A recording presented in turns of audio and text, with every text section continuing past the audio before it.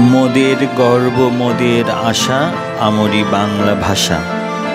বাংলা ভাষার জন্য যে এত লোক প্রাণ দিল, যে ভাষার জন্য আমরা লড়াই করলাম, কিন্তু আজকে একবিংশ শতাব্দীতে এসে ভাবতে খুব অবাক লাগে বাংলা ভাষার প্রতি, বাংলা সাহিত্যের প্রতি মানুষের এত অরুচি, এত বিতৃষ্ণা কেন আমার ধারণার বাইরে।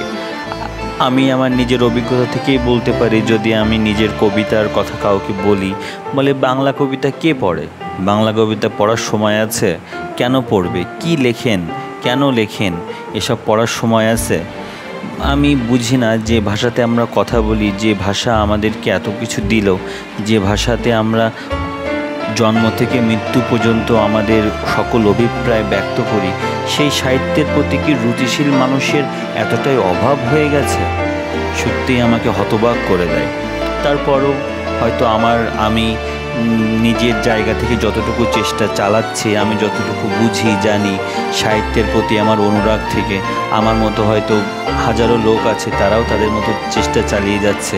শুধু আপনাদের একটু সমর্থন দরকার। বাংলা ভাষাকে, বাংলা সাহিত্যকে ভালোবাসুন এবং সাহিত্যতে প্রেরিত হয়ে বাংলা কবিতাকে, বাংলা গদ্যকে, বাংলা পদ্যকে উৎসাহিত করুন। লন্ডনে থাকতে একদিন তুষার ঝড় দেখেছিলাম। তখন আমাদের দেশে কালবৈশাখী ঝড়ের কিছু পুরানো ছোটোবেলার কথা মনে পড়েছিল। সেই আইডিয়া থেকেই কবিতাটা লেখা ছিল। তা শুনছি সামনে নাকি আবার ঝড় আসবে, তাই মনে করলাম এই ছোট কবিতাটা আপনাদের সাথে শেয়ার করি। আজকের কবিতার নাম হলো ঝড়ের শঙ্খনাদ।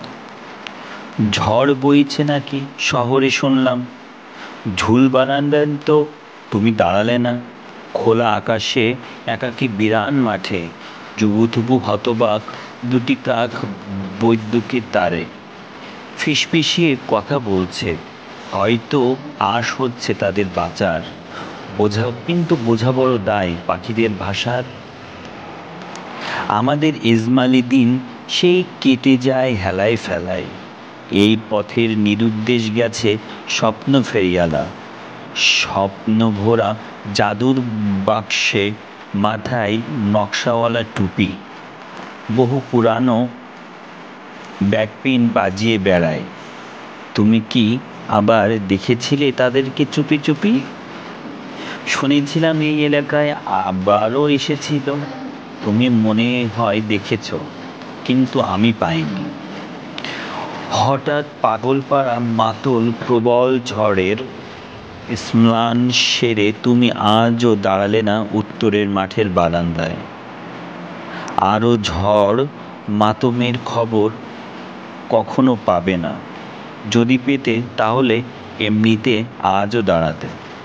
আনমনে দেখতে আকাশ, বজ্রপাত, সাথে মেঘনাদ। এই সবই ভাগ্যক্রমে হয়তো হতে পারত, কারণ জেনে গেছে সবই তোমারই জন্য। এই তুমুল ঝড় তোমার জন্য তখন শীতল হয়ে উঠত।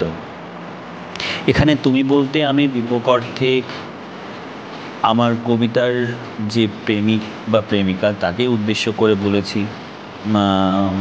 আশা করি কবিতাটা আপনাদের ভালো লাগবে। শব্দের কিছু জটিলতা এবং আমার আবৃত্তির কিছু বাধ্যবাধকতা বা প্র্যাকটিসের অভাবে একটু সমস্যা হচ্ছে আপনাদের বুঝতে বা দেখতে, কিন্তু কবিতাটা দেখলে বুঝলে হয়তো আপনাদের ভালো লাগবে। যদি ভালো লাগে ফেসবুক প্লাটফর্ম চ্যানেলের সাথে থাকুন।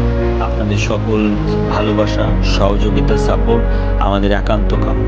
সকলকে অনেক অনেক অনেক ধন্যবাদ।